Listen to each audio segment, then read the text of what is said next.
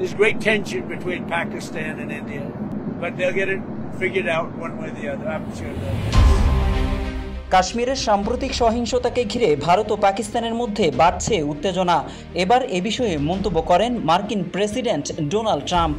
রোমগামী air force ওয়ানে সাংবাদিকদের সঙ্গে আলাপকালে ট্রাম্প বলেন, ভারত ও পাকিস্তানের মধ্যে দীর্ঘদিন ধরেই উত্তেজনা রয়েছে, তারা নিজেরাই কোনো না কোনো উপায় খুঁজে বের করবে।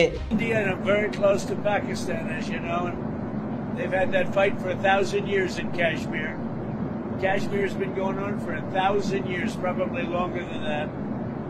And it was a bad one yesterday, though. That was a bad one. Over 30 people.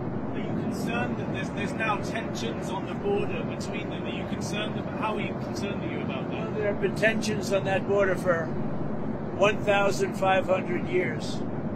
So, the same as it's been. But they'll get it figured out one way or the other. I'm sure that I know both leaders.